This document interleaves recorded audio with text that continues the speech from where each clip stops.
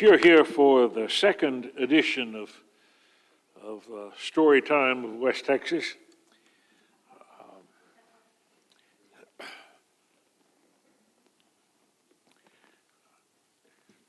When we did this before, we started off in 1874, went from 1874 to 1942.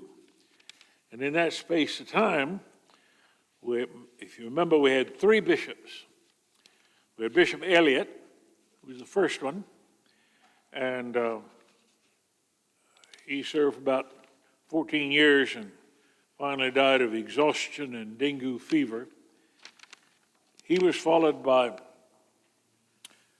Bishop Steptoe Johnson, who is an interesting little man, and he's one of the people on my list of folk that I hope to meet in paradise, because there's some things I want to know about him. He was a most interesting character, and followed by Bishop Capers, who became bishop in 1916, went 1916 till he died with his boots on in 1942. All three of those men were shaped as every bishop is shaped by the circumstances at play during their episcopacy, during their time in office. That's why it's easy and helpful, I think, always to view diocesan history, whatever diocese it is, in terms of the chunks of time served by individual bishops, because in the course of their time, their vision for the mission and ministry of the church in the area where they're responsible is so shaped by the circumstances in which they find themselves. The sociological, even the psychological, the economic, the political, the social, all of that together ends up shaping and informing the vision that each bishop has. Well, in 1943, following the death of Bishop Capers, Everett Holland Jones was chosen Bishop of West Texas. He was rector of St. Mark's Church. He was 40 years old. His election, we think, probably was pretty well engineered by a group of 5 very devoted but very strong laymen, referred to affectionately nowadays as the 5 lay popes of West Texas. And we don't know for sure, but if you go back and read the record of the last 4 or 5 years of Bishop Capers' very long and very, very arduous episcopacy, you just think 14 to 42, 1914 to 1942 in South Texas, what all he had to endure and the toll that it took on him. Well, we think he probably was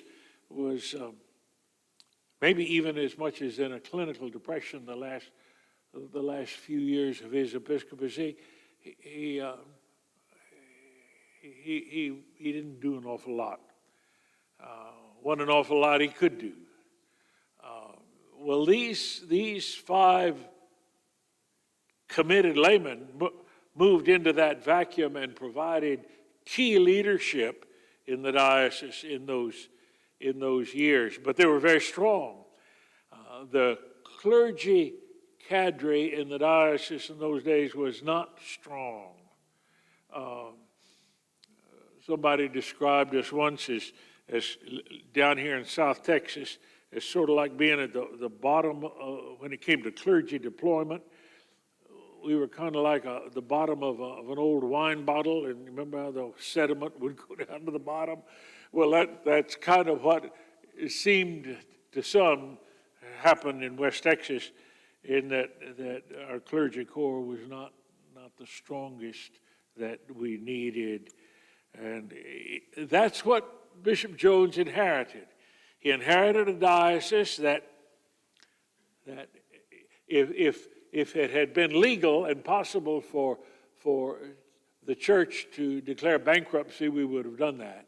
I mean, we were broke. Psychologically and emotionally and spiritually, we were in the depths.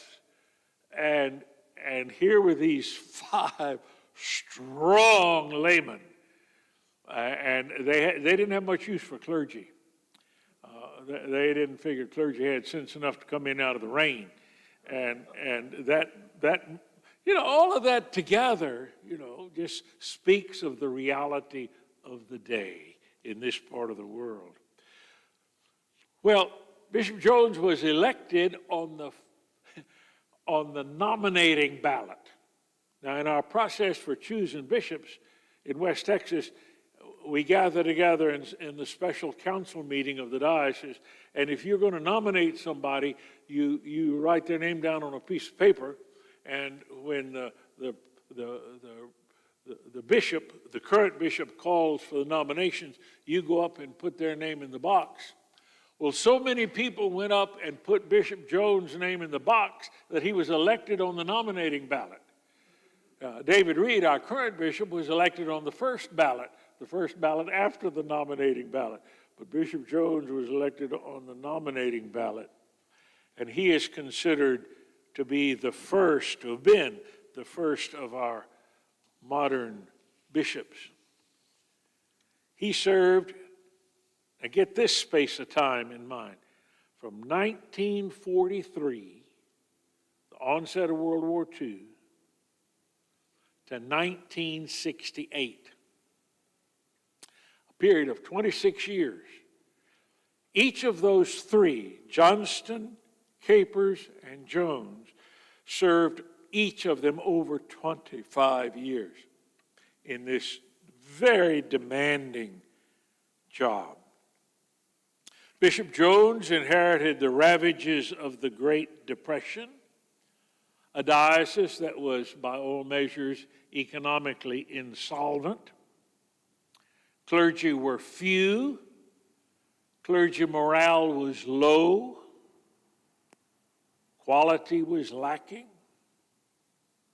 And there were the 5 lay popes. On top of that, World War II was raging in upon us. And here came 40-year-old Everett Jones, a native of San Antonio, educated at University of Texas, had a degree in English literature, worked as a newspaper reporter for a while, and then went to seminary. He ended up casting the basic vision for the mission and ministry of the church in West Texas, with which we still live today. So much of who and what we are as the church in the Diocese of West Texas is a result of Everett Jones' vision. And his vision was strong and remains strong. Basically, in terms of mission, his vision was very simple. Had 2 prongs. First one was local. His declared intention was that any community in the state of in the Diocese of West Texas that wanted an Episcopal church could have one. Because of him, the Episcopal Church is present in dozens of small communities around this diocese. He started, in the course of his episcopacy, 29 new churches. And he did it with very little money, especially at first. He would just declare there's going to be a church.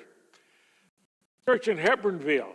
And Sandy and I know that very well because in 1965, Bishop Jones moved Sandy and me from Alexandria, Virginia to Hebronville, Texas.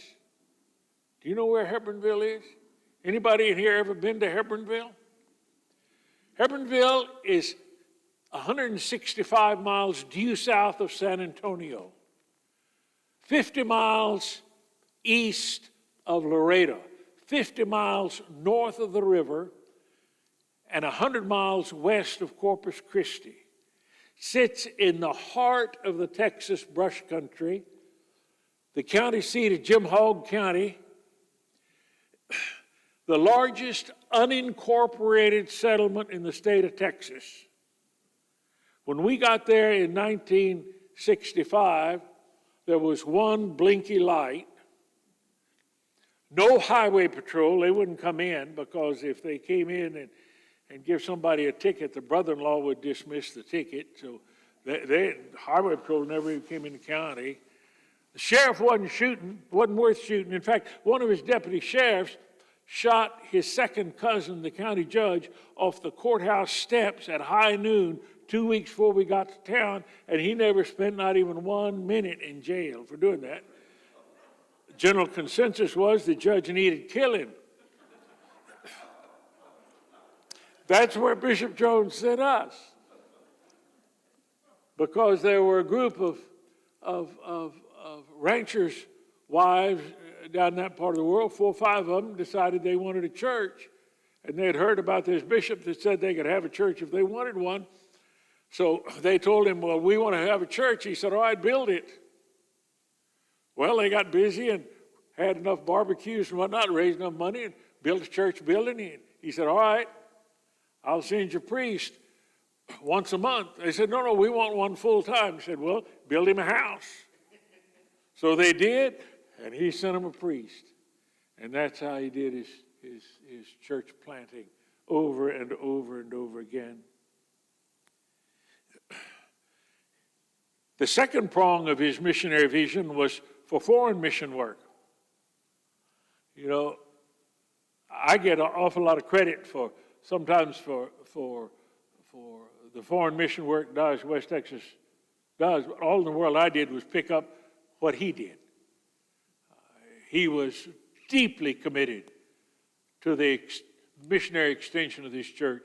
Every year during Lent, he would bring in a foreign missionary bishop, bring him into the diocese for a month, and truck him all over this diocese.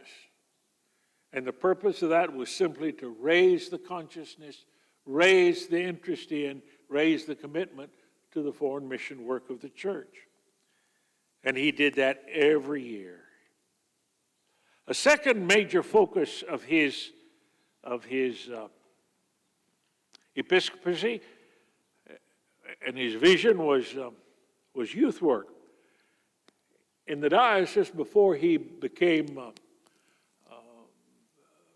the bishop, he was head of the diocesan youth department and had a great and deep and obvious commitment to that. One of the first things he knew we needed and declared that we needed was a youth camp for the young people of the diocese. And so early on, he appointed a committee to go to work and find an appropriate site that we could get and turn into a youth camp. The head of that committee was one of the 5 lay popes, Albert Steeves. Albert Steeves was a very wealthy man in San Antonio. He owned Steeves Sash and Door Company, the largest lumber yard in the city. And so he was head of the committee. Go find us a place. So they put together this committee. They put it together in 1944. And they went looking. And they looked and they looked and they looked for almost a year. And they finally came back to the bishop and said, we think we found the place. We found 84 acres up in the hill country between Burney and Comfort on the Guadalupe River. It's 84 acres, has a big old 2-story house on it, and a barn, and just a lovely place. It belongs to the family that had a big paint manufacturing company in San Antonio, but it was their summer place. But they were wanting to sell it, and we could buy it, that 84 acres, in 1944 for $20,000. Well, it might as well have been $20 million. The Diocese of West Texas didn't have $20,000 for a camp or anything else. But the bishop saw it, and he agreed with them that it was indeed the place we needed. And so the owners let us put up $200 earnest money. They agreed to keep it off the market for a year, see if we could find the money to buy it. So things went along for several months after that, till finally there came a knock on the door of the Steves' home from a Western Union messenger, bringing them one of those terrible, terrible telegrams out of World War II. This telegram informed them that one of their sons, who was an Army Air Corps pilot, had been shot down over Austria. Nobody knew if he was alive or dead or what. All they knew was he'd been shot down. Well, things went on for another few months, and there came another knock on the Steves' front door from another Western Union messenger with another telegram. This telegram was from their son, and it came from southern Italy. He had indeed been shot down over Austria. He managed to get his plane down without being killed or seriously injured, got out of it, was captured by the Germans, put in a German prisoner of war camp. Now, the Steves family were an interesting family. While their surname was obviously anglicized, the truth of the matter is they were of German extraction. And they were one of the families back coming out of World War I who changed their German name, they anglicized their German name. That boy, the pilot, had grown up in a household where German was a common language, and he spoke a good bit of the mother tongue. So when he got in this prisoner of war camp, he started talking to the guards. And he started telling the guards about all of the horrible things that were being done to all the German soldiers, especially by the Russians who were on the march. Filling them with all kinds of stories about how tough it was going to be on them as the Allies continued their advance.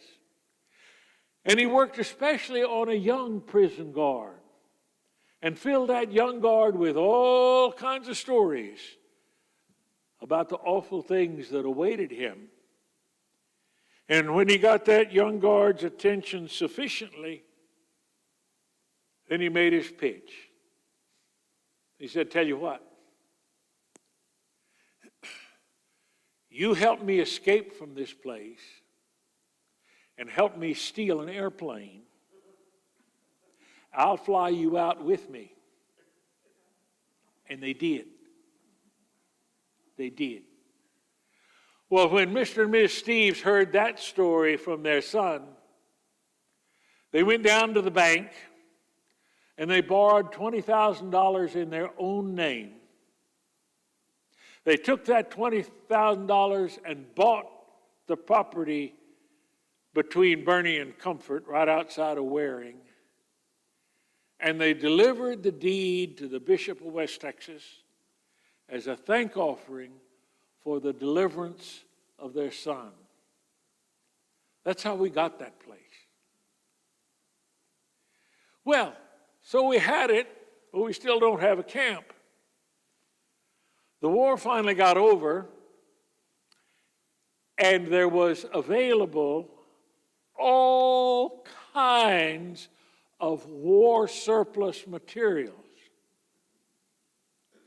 Well, Bishop Jones, being the very creative man he was, put the word out to the men of the Church of West Texas. And they started coming up to Camp Capers, named after Bishop Jones' predecessor, coming up there on holidays and weekends and days off and even vacation times, and using primarily war surplus materials, they built the camp. If some of you are old enough to have known Camp Capers in its original form, remember there were these little red clay tile cabins kind of scattered around. Not an awful lot of organization to where they were placed. Well, truth of the matter is, they were placed wherever they could find a piece of level ground. Where they found a little level ground, they built a couple of cabins. And so they kind of scattered around like that. They were not very large. Each cabin was 10 feet wide and 14 feet long and had 4 bunk beds, Army surplus bunk beds in it. And the bathhouse was down the path. Boys on one side, girls on the other. And that was our camp. And it's been going ever since. It was supposed to open in 1946. But if you know your history, you know what was happening, not only in this part of the world, but all over the country in 1946. The polio epidemic was raging. So they postponed, called off, canceled the first year of the Camp Capers camp. Didn't start it again until 1947. Well, 1946 and 2020 share a common thing. We had no camp at Camp Capers in 2020 because there was another pandemic raging.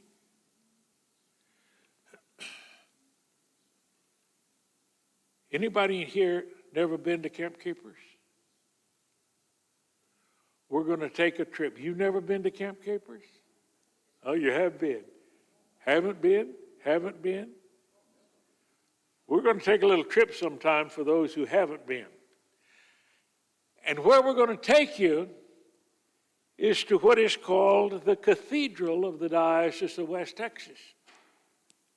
We refer to it unofficially as that, but in a real sense it is.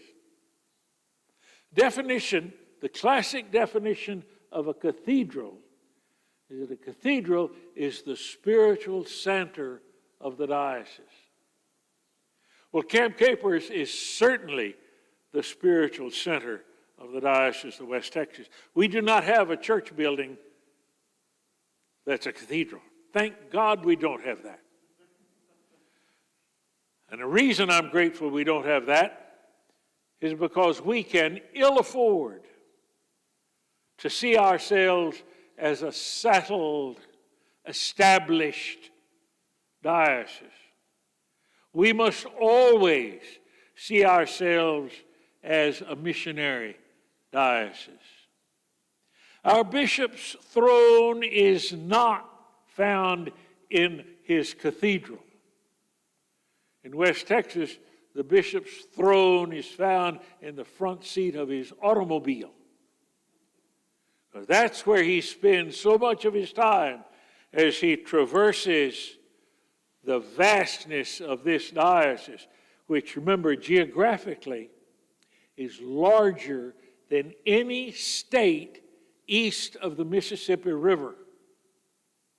That's how large we are. And we're not the largest geographically in the diocese. The Diocese of Northwest Texas is much larger than we. And you take far West Texas and throw it in with New Mexico in the Diocese of the Rio Grande, and that's hugely larger than we. Bishop Jones knew that. He knew that. And he functioned during the course of his episcopacy like his predecessors did. He traveled lightly. Remember, I told you last time that in West Texas, our bishops are not prone to dressing up like grandmother's sofa. We don't wear all of that stuff. We don't wear those pointy hats that remind me of the Klan. We don't, because our bishops had to travel with what they could carry in their saddlebags. And all that stuff wouldn't fit in the saddlebags, plus it's too darn hot to wear that kind of stuff. He was a missionary. Bishop Jones was a missionary to the depths of his being.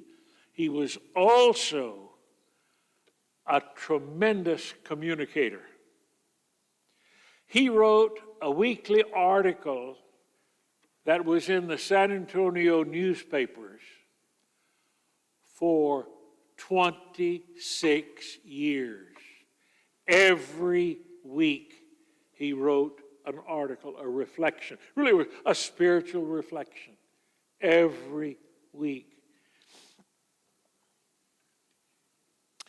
He was also a person committed to the civil rights and civil discourse in the United States of America. San Antonio, I don't care if you don't remember another thing I tell you, I want you to remember this.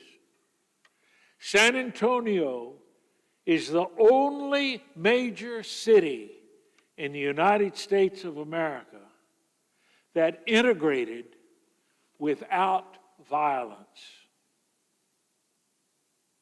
We integrated without violence.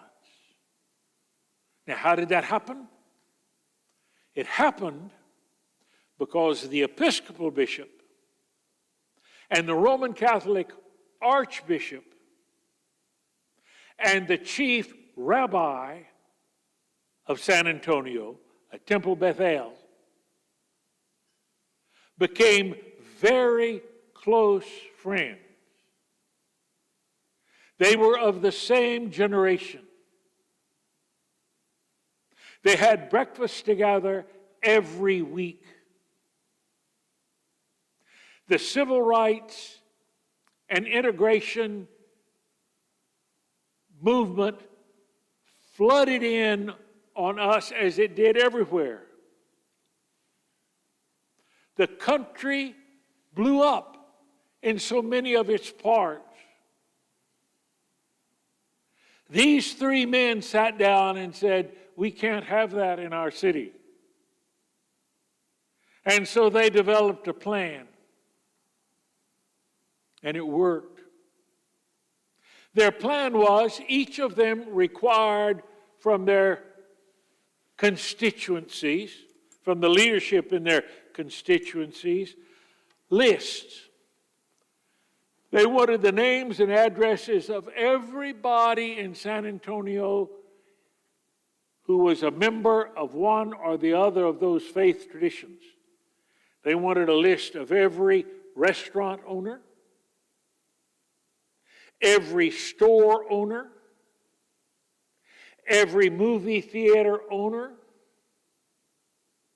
every taxi cab company, everything else they could think of, and they made the lists. Then they went one group after another and sent out notice. On X date, you're going to be integrated. You will be integrated. And they were. And they did. And we did it without violence. There were no burned buildings. There were no lynchings. San Antonio had its share of lynchings in the past, including in World War I. That was not going to happen again. And those three stalwart men of God saw to it that that didn't happen.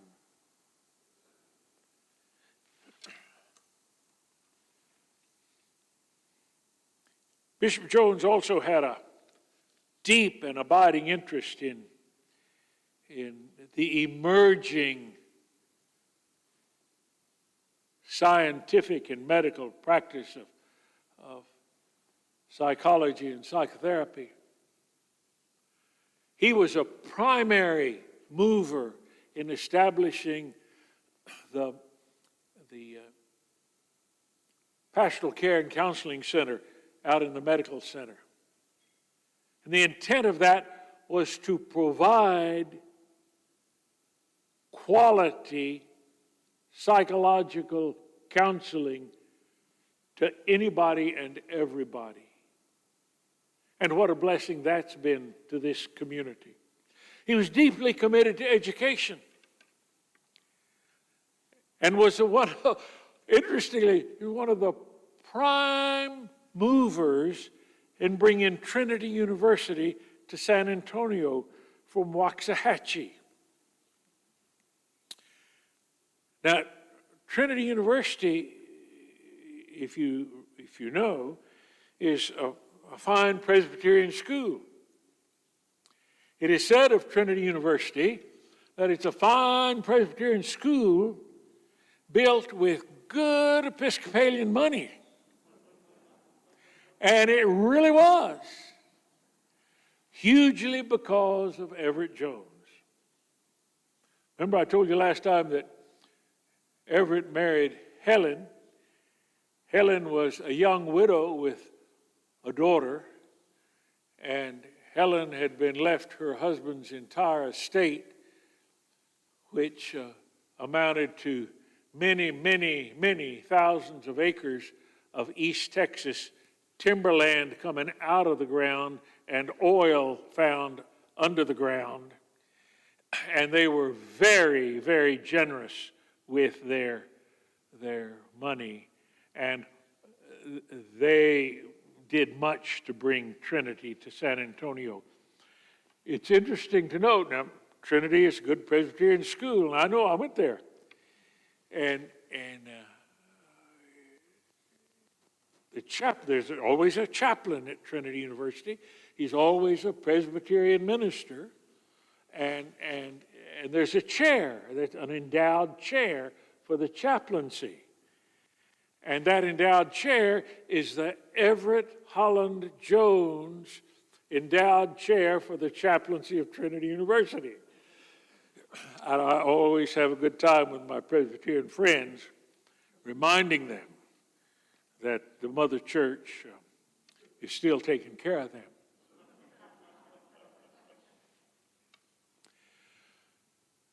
Bishop Jones used Trinity University. He used Camp Capers and he used Trinity University to recruit clergy, recruit people for seminary. He would come to Camp Capers every summer for the senior high conference and be the chaplain.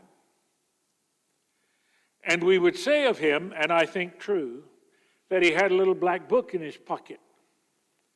And if your name got written down in that little black book, you might as well go on and surrender because you were going. I got hired up there one summer as a all summer long staff counselor. Did that for 3 summers. Sandy and I met at Camp Capers. Had a genuine CCR. You know what that is? A Camp Capers romance. Well, I looked up one day and there was Bishop Jones in my face. He said, "Jim, you ever thought about going to seminary and being ordained?" I said, "No, sir." He said, "Well, you should." I said, "Why in the world?" He said, "Because the church needs you. The church needs you." Well, what in the world are you going to say to that? You surrender. Unbeknownst to me, I was the last of 6 children. My dad was a clerk for the telephone company for 42 years. And he retired from the telephone company 2 years before I graduated from high school. And my parents didn't have any money to send me to college. I was the last of their 6 children, the only one of their children who had any great desire to go to university. And I wanted to go, but there wasn't any money. So I won an essay contest sponsored by the Lions Club in Harlandale at my senior year and got $100 prize. $200. And that $200 paid for my first year at San Antonio Junior College. $50 for books, $50 for tuition. So I got my first year. But after that, it was going to be catch a sketch can wherever I could go. And my rector came to me one day and said, "Jim, you ever thought about going to Trinity University?" He said, I told him, "Yes, sir. I thought about going to the moon, too." He said, "Well, why don't you go out there and see if they'll have you?" I said, "What in the world are you talking about?" He said, "Why don't you just do what you're told?" So I did. I went out there and saw, and sure enough, they'd have me. I came back and told him. He said, "All right." A couple of weeks later, he came to me and said, "Well, go on out there and sign up for the fall semester." I said, "What are you talking about?" He said, "Because there's somebody wants to put you through Trinity University." I said, "Who is that?" He said, "You'll never know. Just go." So I did. And I got through Trinity University, and Bishop Jones said I was going to seminary, so I did. And I came out of seminary and was ordained. But there's another little story in there. While this was going on, there was also a courtship going on all through college time, because this little blonde-haired girl from Corpus Christi and I had found one another up at Camp Capers, and things were moving right along. And that alarmed my parents. You know, parents get alarmed that their children are going to make the same mistakes they made. That's what happens. Well, my parents both did their undergraduate work at Drake University, and they're supposed to be going to medical school, and they graduated from Drake after they finished their pre-med work, but they were desperately in love, and Daddy was going to come down to Texas to go to medical school. Mama was going to go to school in Iowa, but they couldn't stand the thought of being alone and apart, so they eloped and came to Texas, moved in with his parents. He went off to medical school, lasted 2 weeks, came back home and went to work for Swift and Company packing house. That ended their medical school thing and the end of that dream. And they were scared to death now that the only child they had who wanted to go to university was going to make the same mistake with this girl. So Bishop Jones came to our home parish one Sunday for confirmation visitation, and afterwards had a reception, And during the reception, my folks got Bishop Jones off in a corner and started giving him what for about what was happening to their son as a result of his going to camp and becoming entangled with that girl from Corpus Christi. And they just raised Cain with him. And little Bishop Jones, I just listened to him very patiently. And finally they kind of wound down, and he said, is there anything else you need to share with me about this? They said, no. He said, well, Mr. and Miss Folks, it's obvious to me that the two of you simply do not understand. Well, my dad raised himself up to his 6'2" Texan height and looked down at the little bishop and said, and just what, sir, is it that we don't understand? And the bishop said, well, it's obvious you do not understand that one of the primary functions of Camp Capers is to foster good Episcopalian romances. Now, that's my bishop. Well, wonderful, wonderful man. Established 29 churches.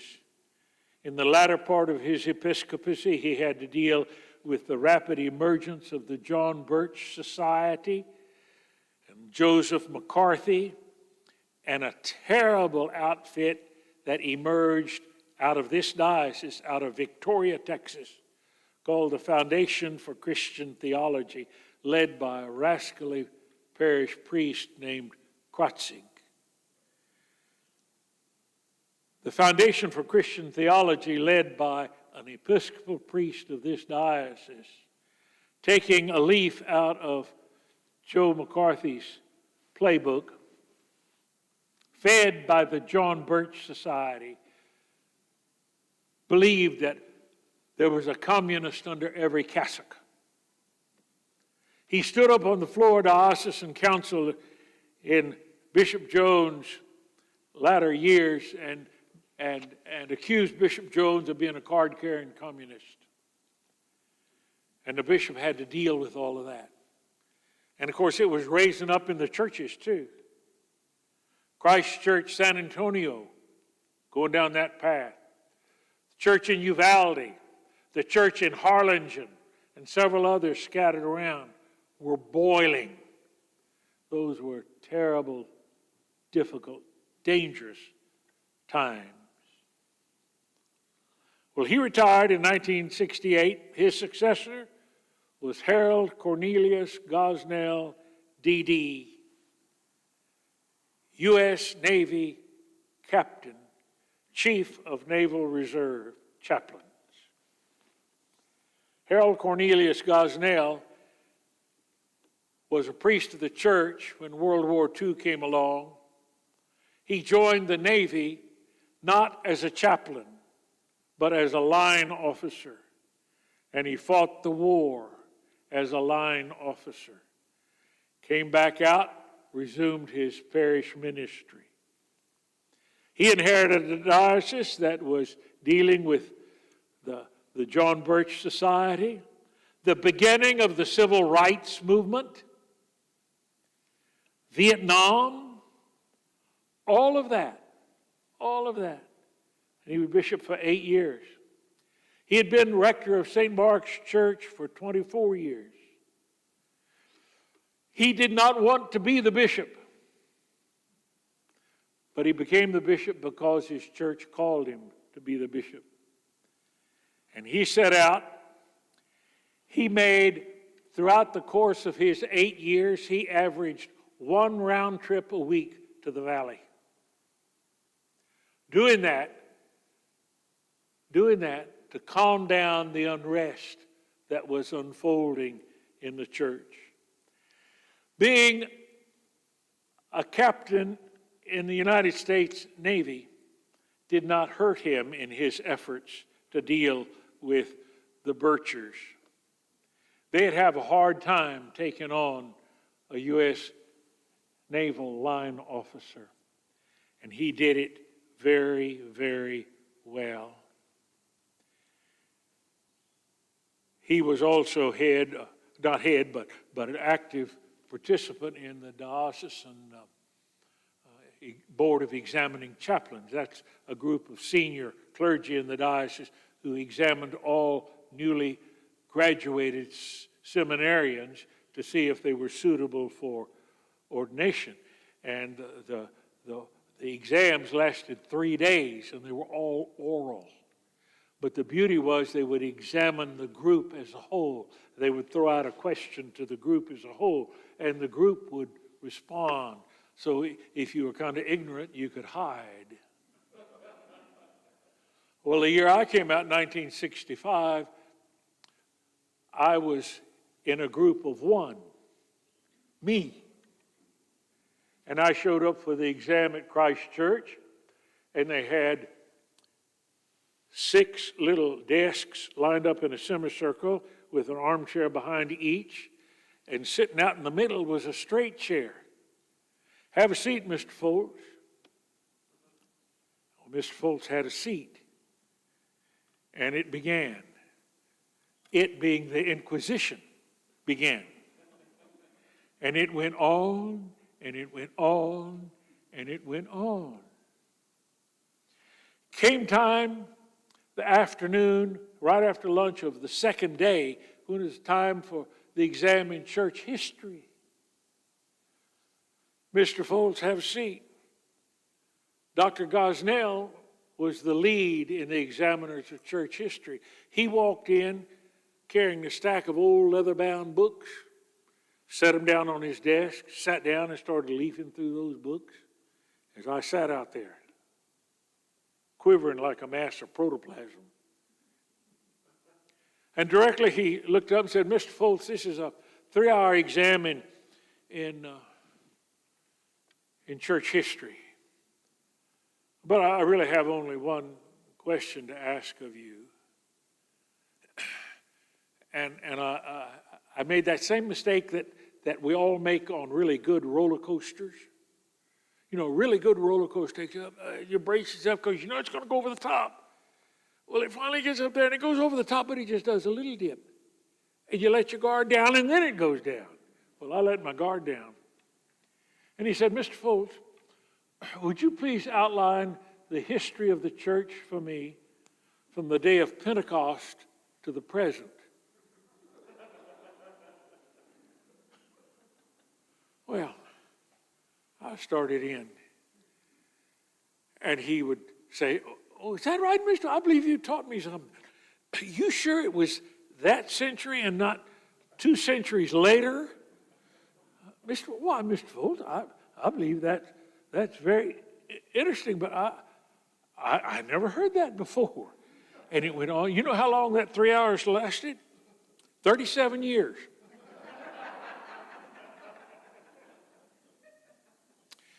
And when it got all done, well, I'm going to get you all out of here in church in time, but when it got all done, Sam Capers, who was the chairman of the commission, said, come on, Jim, I need to take you outside because Harold and I need to evaluate this exam. I said, yes, sir. And he marched me to the door of the library at Christ Church and sent me out the door and closed the door, but he didn't close the door all the way. Now, you know, it's a truth of human nature that everybody got to be somewhere sometime. Well, that door was open about that much. So I had to be over near that door. And I was over near that door, and I heard him. And I heard Sam Capers say to Harold Gosnell, well, Harold, what do you think we ought to do with him? And I heard Harold Gosnell, Dr. Harold Gosnell, United States Navy chaplain, respond to Dr. Sam Capers, saying, oh, Sam, I don't give a damn what we do with him. Well, they ordained me. Thank God they ordained me. They were playing with me. That was nothing in the world, but playtime. Well, there you go. Gosnell was followed by Scottfield Bailey for 10 years. He had the challenges of the new prayer book, the ordination of women, and the beginning of the church's public dealing with the whole question of human sexuality. And that was blowing up all over the church. He ordained the first female priest in the Diocese of West Texas. He was followed in 1987 by John McNaughton, who was bishop for 8 years until 1995. Bishop McNaughton had the whole human sexuality thing that came up again, plus the ordination of women came up in his time, big time, and the ordination of women came up in Bishop Bailey's time too, but the ordination of homosexual persons who are living in a committed relationship. Then came Foltz for 10 years. He had to deal with the issue of the consecration of a partnered homophile bishop, which blew up the whole church, blew up the Diocese of West Texas. We did many things in the 10 years that I was blessed to be the bishop of this diocese, but nothing of which I'm prouder than the fact that in the course of that whole turmoil, we did not lose a single church. We lost a lot of people out of churches, but we never lost a single church. Nor did the Bishop of West Texas ever have to depose a priest of this diocese for abandonment of the ministry. We would have if they'd stayed, but they got out. They went and found themselves a bishop in some other deal that they could go to. But we did that, and I'm grateful to God every day that we managed to do that. Well, got time for one question. Anybody got a question? I have one question. What happened to the German guard that flew out with? What happened to what? The German guard that flew out with. I don't know. I don't know. Isn't that a great story? Isn't that just grand? That is great, yeah. All right. Well, give thanks to God tonight before your head hits the pillow that you're part of the best diocese in the American church, because you are. Amen.